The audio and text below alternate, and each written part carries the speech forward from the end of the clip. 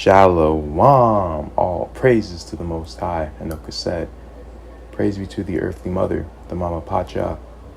Praise be to the Holy Spirit, the Kahe. In the name of His only begotten Son, Motsah the Lamb, unification to the nation. So in this video, we're going to speak a little bit about the tribe of Asher, which, as you can see by the title, I believe to actually be the identity of the Phoenicians. Now, it's not only the tribe of Asher, it's an amalgamation of different peoples. But the tribe of Asher is similar to the tribe of Dan, just maybe like a Dan Jr., a less wicked version of Dan. But because Asher is supposed to repent of what they do in the latter days. Dan will not. So we're going to get just right into it, because I don't know when they're going to start working on stuff outside. So this is the Testament of Asher, and we're going to read from verse 37 to 48. Become not, my children, as Sodom, which sinned against the angels of the Lord, and perished forever. For I know that ye shall sin, and be delivered into the hands of your enemies, and your land shall be made desolate, and your holy places destroyed, and ye shall be scattered unto the four corners of the earth. And ye shall be set at naught in the dispersion, vanishing away as water, until the Most High shall visit the earth, coming himself as a man. Oh, did you see that? Who's the Most High? Actually, the Most High that we know of. With men eating and drinking, and breaking the hand of the dragon in the water. Leviathan, aka Lautan, aka daughter of Babylon. Right? And shall save Israel and all the Gentiles. God speaking in the person of man. Therefore do ye also, my children, tell these things to your children, that they disobey him not. For I have known that ye shall assuredly be disobedient, and assuredly act ungodly, and not giving heed to the law of God, but to the commandments of men, being corrupted through wickedness. And therefore shall ye be scattered as Gad and Dan, my brethren, and ye shall know not your lands, tribe, and tongue. But the Lord will gather you together in faith through his tender mercy, and for the sake of Abraham, Isaac, and Jacob. And when he had said these things unto them, he commanded them, saying, Bury me in Hebron. And he fell asleep and died at a good old age, and his sons did as he commanded them, and they carried him up to Hebron, and buried him with his fathers. So Asher already knew what his children would do, but he also knew that they would repent. Right? And he also mentioned that Gad and Dan are very scattered. I just did a video on the tribe of Gad. And the tribe of Gad is all over the damn world. I even, talk about how the tribe of Gad is in China or in the Philippines or what have you. I think I forgot to talk about that. Let's move on. This is Deuteronomy 33. We're going to get into the blessing that Asher got. And of Asher he said, Let Asher be blessed with children. Let him be acceptable to his brethren, and let him dip his foot in oil. Thy shoes shall be iron and brass, and as thy days, so shall thy strength be. Excuse me. So Asher is a very big tribe. So is the tribe of Gad, possibly the tribe of Dan as well. They're also going to be very scattered. But I believe that the tribe of Asher was situated in a specific place.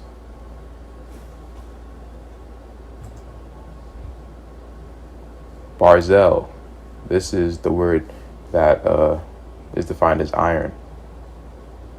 Barzel kind of sounds like Brazil, right?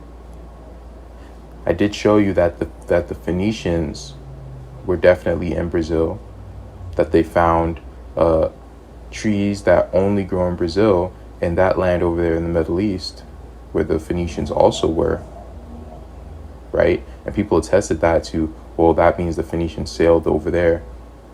What really happened is that the Phoenicians came from Brazil and went to the so-called Middle East or to Greece or wherever they were trading, right?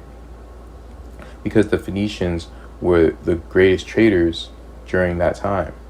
But the Phoenicians were not just one group of people, right? Let's move on. No, this is the tribe of Asher, and this person, he gathered a lot of good information. So I'm going to read it.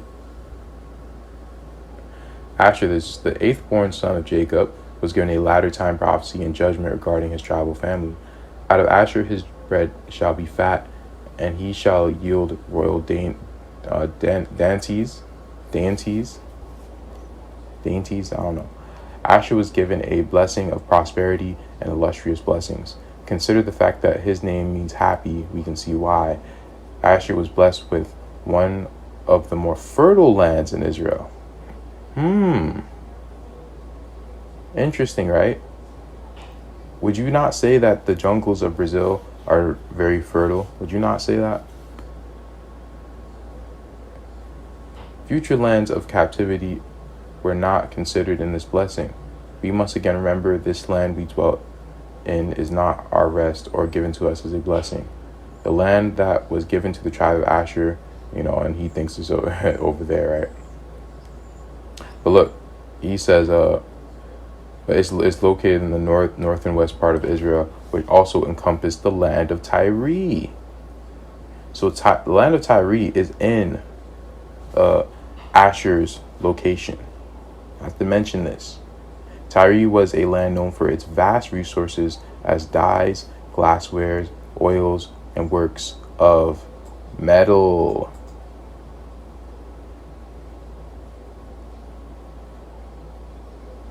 Now let's move down.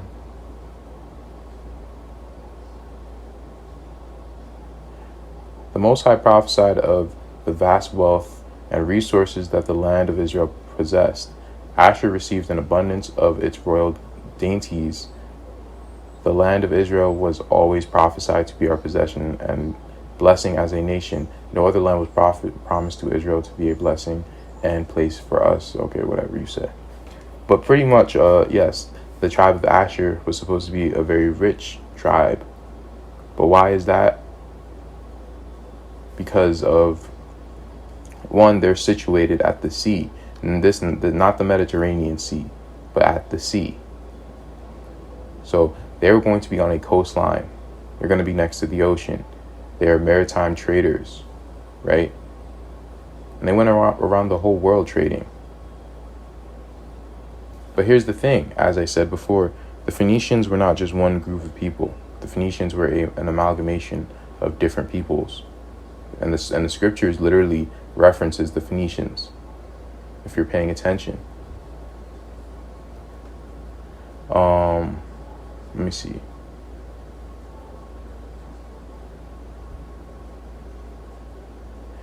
The Lord our God spake unto us in Hebron, saying, Ye have dwelt long enough in this mount.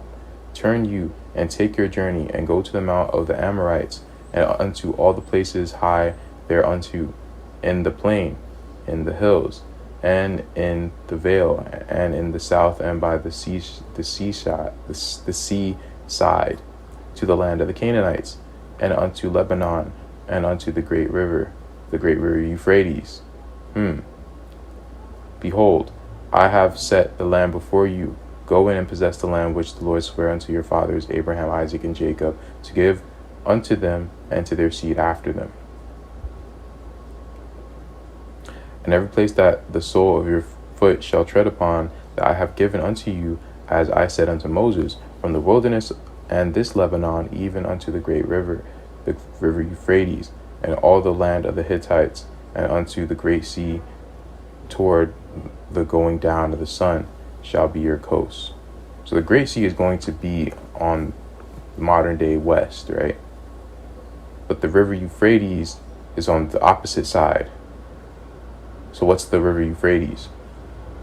Now, as I went over this in the Gad video, I do believe that we might have lands in Africa. So maybe the Atlantic Ocean is not just one body of water. I mean, it obviously is, but maybe it was referring to two different bodies of water. Maybe the Euphrates River is the river, or the piece of water, or the amount of water that is in between the equator going up to the North Pole, and the Jordan is below the equator going down to Antarctica. That would make a lot of sense. Or it could just be something else, but let me know what you guys think. Moving down, he said something very interesting. Let me see. Oh, this is funny. Israel had committed such wickedness in the eyes of the Most High and was put in captivity under the hands of the Canaanites, and he puts Africans. Oh man, it's gonna be really funny when you find out that when they find out that they're actually the Canaanites, and they're not even Africans, and that they are from the line of Cain. After 20 years, Israel cried and repented to the Most High. Oh man, there was something else. I think there was something else that I had in this. Can't quite remember. Deborah is singing a song of deliverance and recollecting the activity of the tribes as it came to fighting and delivering our people. Notice Asher continued on the seashore and didn't fight. Now this is a huge thing. This is huge. This is absolutely huge. This is one of the reasons why his blessing was to still be accepted, although his tribe didn't take part in the deliverance from the king Jabin and the Canaanites. Why? Why didn't Asher want to fight Canaan? We're going to answer this question, hopefully. Another instance in history is the split of the kingdom. The northern kingdom of Israel did great wickedness and idolatry. The southern kingdom of Judah remained diligent in their fear of the Most High and keeping the commandments. During the reign of King Hezekiah sent letters of invite to the the northern tribes to come and keep the Passover according to the law. That's all I want to read for now. Now this is very interesting. But the Phoenicians, based on a narrow coastal ship of the Levant, put their excellent seafaring skills to good use and created a network of colonies and trade centuries across the ancient Mediterranean. The major trade routes were a sea to the Greek islands, across southern Europe, down to the Atlantic coast of Africa, and up to ancient Britain. In addition, Arabia and India were reached via the Red Sea. Okay, whatever. But they were master traders, right? Let's see what they exported. Other famous Phoenician exports was textiles, which used wool, linen, yarn, cotton, and later silk. Wool probably dominated and came from Damascus. Okay, whatever you said. And an Egyptian art when depicting Phoenicians from Zidon. The dyed fabrics were then exported back, for example, to Memphis, where the Phoenicians even had their own quarter in the city. So yes, the Phoenicians, they were a great people, great seafaring people. And you'll notice that Tyre and Zidon are pretty much spoken about, together. But look, the Phoenicians exported or imported metals, especially copper from Cyprus, silver and iron from Spain, and gold from Ethiopia. Right? Does this kind of, I mean, I'm not trying to, convince anyone, but does this not sound like the blessing of Asher? And let them dip his foot in oil, fat, oil, riches.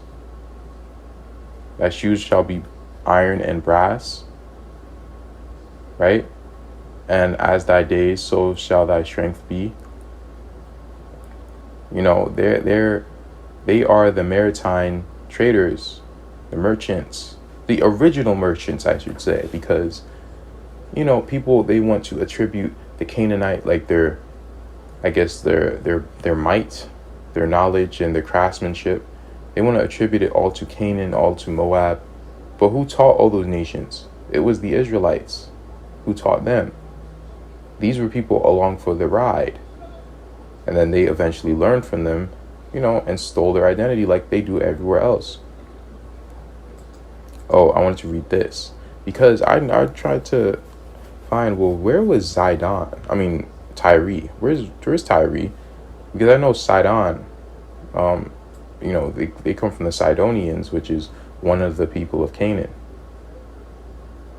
But I don't see Tyre. And when I did a little bit of research, looked some stuff up, the scriptures calls Tyre the daughter of Sidon. So Tyre is pretty much the offspring of Sidon.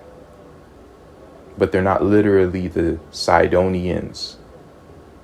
They don't literally come from the patriarch of Sidon, right? But they're lumped in with them, right? Now let's read this. So Tyre or Tyrus, these are the same thing. Tyre and Tyrus are the same thing, at least in the KJV. But it says it is a rock, the celebrated emporium of Phoenicia, the seat of immense wealth and power, situated on the coast of the Mediterranean within the limits of the tribe of Asher, as assigned by Joshua, though never reduced to subjection. Tyre was a daughter of Zidon, but rapidly gained an ascendancy over this and all the other cities of Phoenicia, which it retained with few expectations to the last. It is mentioned by neither Moses nor Homer, but from the time of David onward. So when was Tyre created? It was created around the time of David. And that's when they, started moving around and started to intermix and created Tyre pretty much. There's a close alliance between David and Hiram, king of Tyre, which afterwards continued in the reign of Solomon. So pretty much the people of Tyre, they were pretty much the tribe of Asher, Moab. It lists them. We're gonna get to it anyway. So let me just wait. I found this interesting. Let me see if I can find it real quick. Because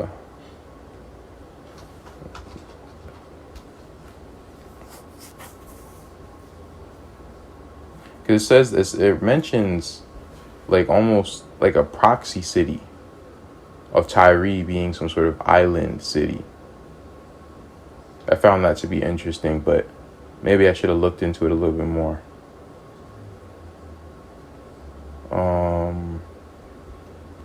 The harbor of Tyre to the north being blockaded by the Cyprians, and to that south by the Phoenicians, afforded Alexander an opportunity for constructing the enormous mole or breakwater which joined the island to the mainland. So it's not talking about, okay. So it's still talking about whatever they had over there. As I said, some of these scriptures are talking about over here. Some of them are talking about over there. Some of them are talking about, in Africa. Some of them are talking about in the Pacifics. You don't know. Some talk about in Europe. Let me see. The border turned to Ramah and to the fortified city of Tyre. Then to the border turned to Hoshea, and it ended by the sea, by the region of Exib. Included also were Umah and Afik and Rehob, 22 cities with their villages. This was the inheritance of the tribe of the sons of Asher according to their families. These cities with their villages. So Asher lived in his land was in the fortified city of Tyre, pretty much. So is it not too crazy to think that the people of Asher linked up with Tyre? Well, it's not only crazy to think that, it happened. You know?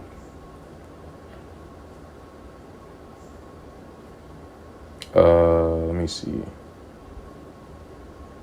Yeah, I already read that. Daughter of Tyre.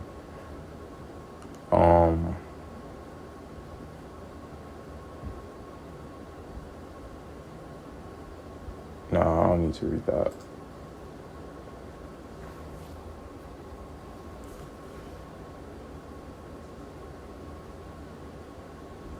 Let's read this a little bit. Moreover, the word came from the Lord saying to me, and you, son of man, take up a lamentation over Tyre, and say to Tyre, who dwells at the entrance to the sea, merchant of the peoples to many coastlands. Thus says the Lord God. Now, also, Tyre doesn't even have to be in one specific place. As you can see, Egypt wasn't only in one place. Egypt was in many different places. So if you have master traders like Tyre, they're going to have proxy places. They're going to have proxy lands. And if Tyre are maritime traders, then they're going to have lands all over the place next to the sea, where things are accessible for them. Your borders are in the heart of the seas. Your builders have perfected your beauty. So these pretty much go around intermarrying with Canaan, trading, right? I know I'm a little bit all over the place. I apologize. There's just a lot of information I'm trying to remember. Let me see.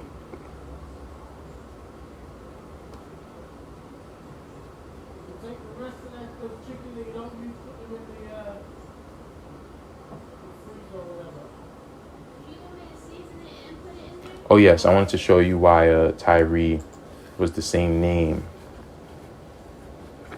as Tyrus. Sore. I don't even know that's how you say it, but Tyrus, you'll see. And all the kings of Tyrus. It must be a mistranslation. But maybe they released something they weren't supposed to. So, maybe you could look up the word Tyrus, because maybe it has something to do with someone or of some sort of people named Tyrus.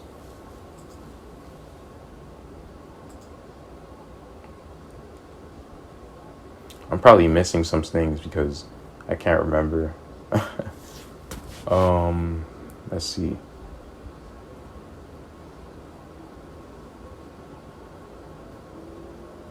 I don't really need to read that. This is what I wanted to read. The tribe of Asher failed to drive out the Canaanites, and because of this, the people of Asher lived among the Canaanite inhabitants of the land. In the time of Deborah and Barak, Asher remained on the coast and stayed in its coves, rather than join and fight against Jabin, the Canaanite king who was opposing Israel. Right, because they were intermarrying with Canaan.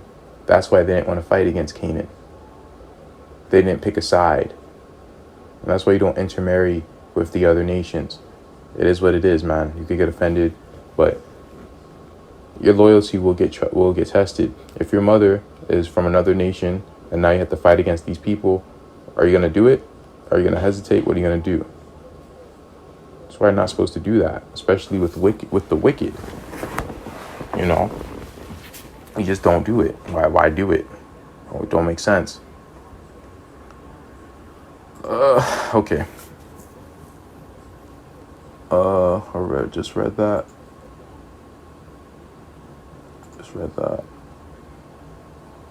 Now, this is something. This is Ezra chapter 9. Now, when these things were done, the princes came to me saying, the people of Israel and the priests and the Levites have not separated themselves from the people of the lands, doing according to their abominations.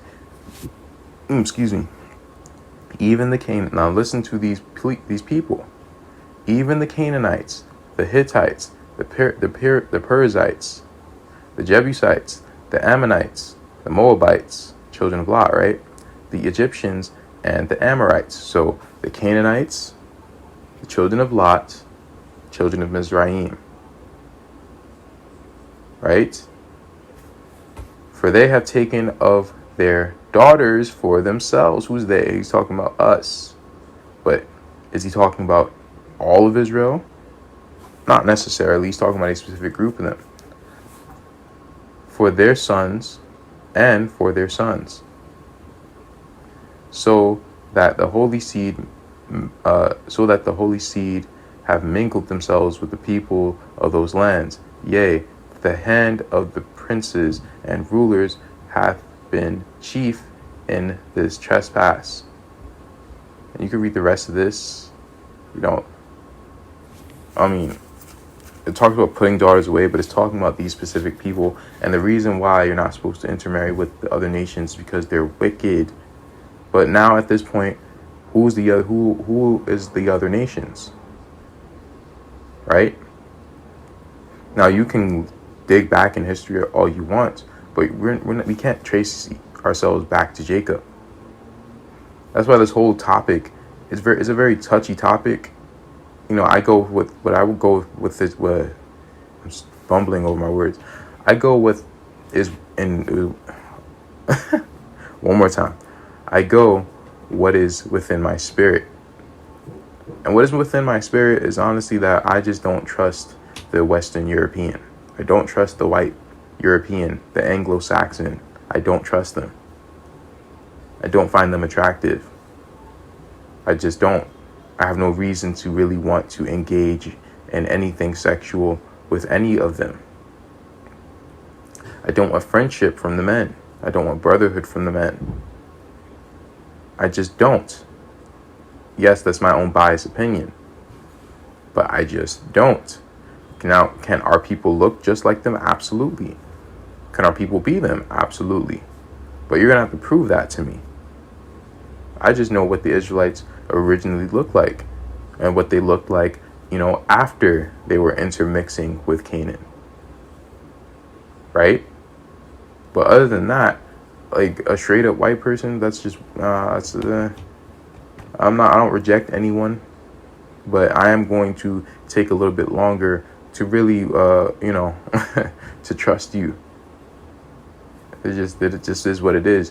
You come from the seed. You look like you come from the seed line of evil. I'm just keeping it above. Now, therefore, give not your daughters unto their sons, neither take their daughters unto your sons, nor seek their peace or their wealth forever, that ye may be strong and eat the good of the land, and leave it for an inheritance to your children forever. Because when you're intermarrying with them, you're allowing them in your family, in your coast. And then you're causing a bunch of damn confusion. Now everything is confused.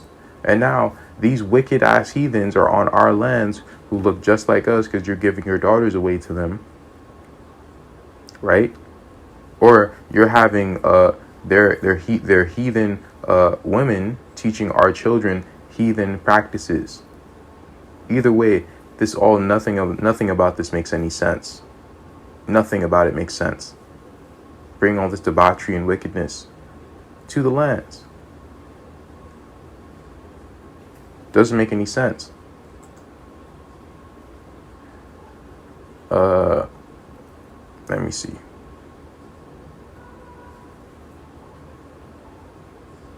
Is there anything I want to read here?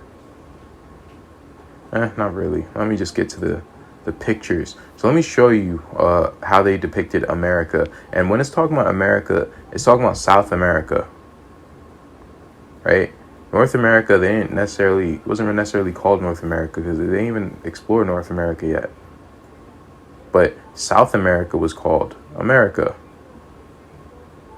I'm just saying that when Columbus came here, they were looking for Mount Zion. They didn't go looking in North America for Mount Zion. They went to South America. Why? Because they already knew where it was. They knew where it was. The only reason why Columbus went to the Caribbean first is because that's literally where the water will blow you. After that, you have to make your way to South America. They already knew. They knew that the lands were higher up to the skies in South America. They know where the Holy Lands are. Are North America better lands? Absolutely. Do I believe that they're the lands of Adam and Eve? Most likely, probably. But are they the lands of, where Israel was? I don't think so. Where ancient Israel was. I don't think so. But they could have in part have been. They could have. I don't know. I don't know everything. I was showing you, but this is what they saw when they came here. This is how most of the population looked. Does that mean that the population now in South America, they look like that because and I shouldn't even say that this is how most of the population look, because I don't even know that. Right? I don't know. Because there are different accounts. Some people said that the people of South America, they were relatively lighter skinned. People of Mesoamerica were brown skinned. People of North America were dark skinned. Some people say that they were a big mix, right? I don't know. But I'm just showing you how these people looked and what they were doing. They weren't necessarily intermixed with Canaan, for all I know, because, we kind of know what Canaan looks like. Canaan, they're kind of a lighter skinned group of people. But look what they were still doing. Or they could be intermixed with Canaan and they're doing all this nonsense.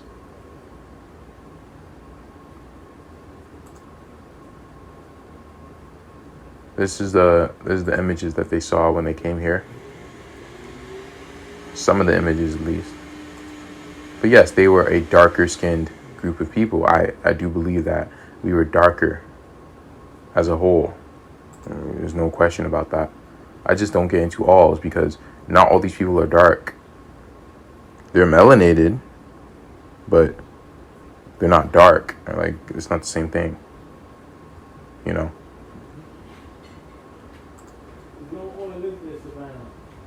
Right? Look at these people. This is how they depict America. This is how they depict Africa.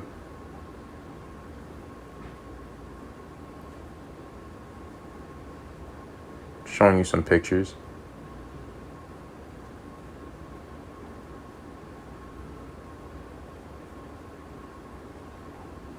Now when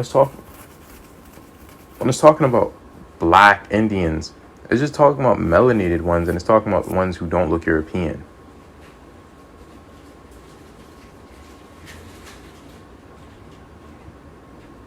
Because there's people in Central America still look like this.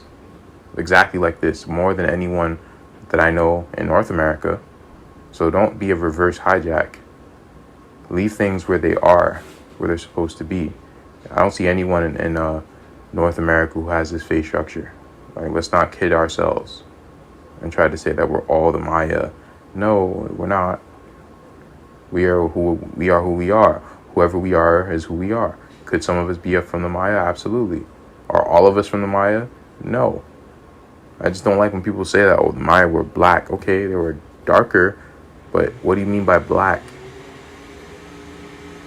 Or are Central Americans not black? Like, what are you talking about? Just showing you some pictures. This would be I guess what happened with the tribe of Asher, or even the tribe of Dan, or just the ones who are with Canaan. This is what they were doing. Y'all gotta repent from this madness.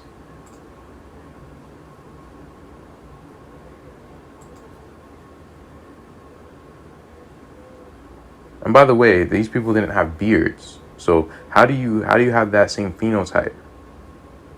These people had so-called Asian beards, but they were dark. And that's what I mean. Just because they're dark, that doesn't mean you share the same phenotype. There's obviously been a recent mixing that occurred with whatever black people were brought from Europe. Right? Now, this is a bunch of articles I looked into regarding the Caribs, to see if if people really believe that every single one of these people were, cannibals. Now, there were cannibals among them. Absolutely. Are you kidding me? But this is just proof of who they are. Canaan was known for doing cannibalism. What were we doing? We were intermarrying with Canaan. That's what we were doing. So if we're eating people, then it's because they were intermarrying with Canaan. And it wasn't the lighter skinned people who were the cannibals and the darker ones who weren't. That's stupid as hell, bro. What did I just show you? I just showed you dark skinned cannibals, right? We're all cannibals. Stop trying to place the blame on people. It says the Carib word meant Caribna meant person. It became the origin of the English cannibal, although among the Carib it was apparently associated with rituals related to the eating of war enemies. That's a Canaanite thing, to eat your enemies and gain some sort of strength from them. That's something the Canaanites did. So that's even more proof of who these people are. Right? They're either Canaanites or Israelites, so you got to pick one. Some people say, oh, they're all Canaanites. If you say so, but if you're going to call them Canaanites, well, you have to call yourself a Canaanite. We've interwoven with Canaan so much, you don't know who's who. But what I do know is how they're treated. Right? I do see how Canaan is treated. Now, Canaan, being a servant of a servant, I don't know when that's supposed to take place, or when that took place, or it has already taken place. I don't know when that's going to take place. Right? I don't know.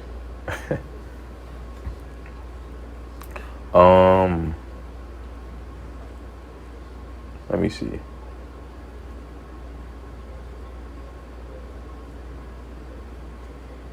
According to the historical basis of the stereotype, will be examined with the aim of showing, firstly, that there has been a tendency to accept uncritically Spanish allegations of Carib cannibalism, and that such allegations must also be understood as a form of imperial propaganda, since such accusations were made against many independent Amerindian groups, at least until their conquest had been achieved. Similarly, mainly such accusations must be judged as simply self-serving, since the legal position of any Amerindians considered to be cannibals was such that they were liable to arbitrary enslavement. So they put a bunch of labels on us, or maybe they saw one or two or a group of them and said that they're all this or they're all that. They had an agenda. They do the same thing today. Why do you believe these people and anything that they say? It doesn't make any sense to me. And this article makes a good point. They said if they were cannibals, why are there no cannibals in the Dominica now? Why aren't they still practicing cannibalism? The Indians that were practicing cannibalism, those are the ones who weren't Indians. Those are the ones who were white. The ones with blonde hair and blue eyes and red hair and blue eyes who ate each other. But these are the same cave dwellers and beasts that you want to intermarry with and you want to fight tooth and nail about. Talking about how much you love the Gentiles. The hell? Listen, man. The Most High loves those who want to keep his commandments, keep his laws. So I ain't caping for no Gentiles. If someone wants to come to me, and learn of the scriptures, and they do it in humility, I'll teach them, but you got to stay over there. I don't trust none of them. I'm just saying. And this is what Ramses III, how he depicted a Canaanite. And this is how he depicted a Nubian. Right? Canaanite, Nubian. This is your so-called Jew, your face rat. This is your, so-called African Israelite mix or whatever. Right? I'm telling you, the Canaanites are not who you think they were. If you see Canaanites who are black, it's because they have intermarried with someone. My opinion, of course.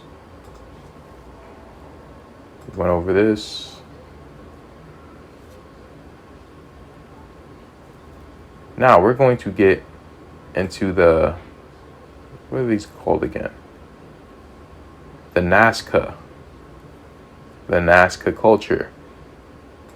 I'll bring up this picture again. Oops. Now, what exactly was the Nazca empire or time period? I'm not ultimately sure. But, it's pretty obvious that there was some sort of mass intermarrying or intermixing that occurred. With these yellow-skinned people and these, with these red-skinned people.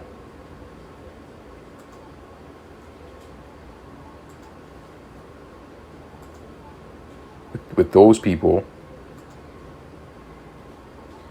right? And these people. And you'll see these exact same faces all around Mesoamerica. Now, it could just be that these are just Israelites. It could just be that. But they seem to look a bit different because they actually have facial hair. Right? They have this sort of facial hair. I don't see these people with facial hair like that. I don't know if they're shaving it. But facial hair doesn't seem like it was really a thing among a pure-blooded so-called Indian.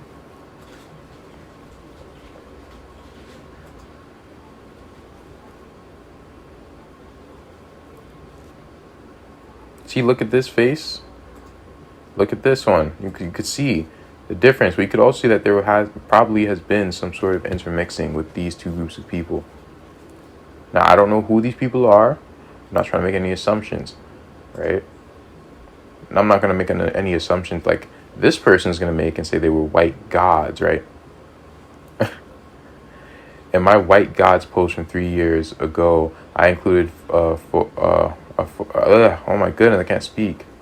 I included the photograph below, which shows ceramic vessels from the ancient Peruvian Moshe culture that depict obviously Caucasoid men with beards. Okay. Let's see these Caucasoid men. How is this depicting Caucasoid men? How? What the hell? What is he? Bro, these people are crazy. Now this does look like it, because I have to mention to you that the Incas, when the Spanish came, they said that they said gods who looked like you, looked similar to you, built many of these things. Who are they talking about? They're talking about the Canaanites, right? The Aryans. I'm not saying they're one and the same, but they pretty much are the same. Now look, they show pottery of the Nazca culture, depicts some people who are obviously European, some who are obviously Amerindian, and some who look like mestizos.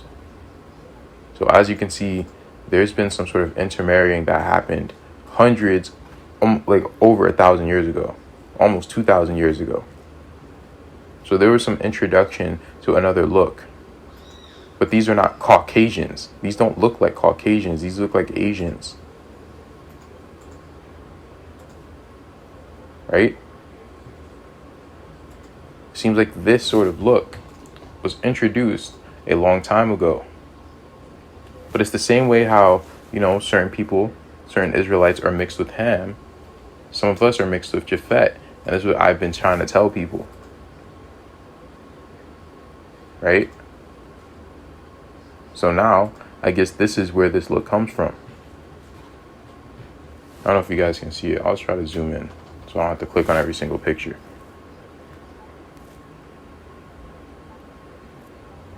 So now you have the yellow skin, the long black hair, the thick lips.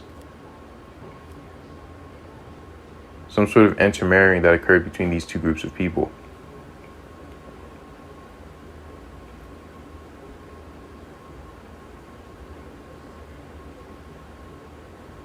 But that being said, we're not going to know who's who, right? We're just not going to know that. It's impossible to know this.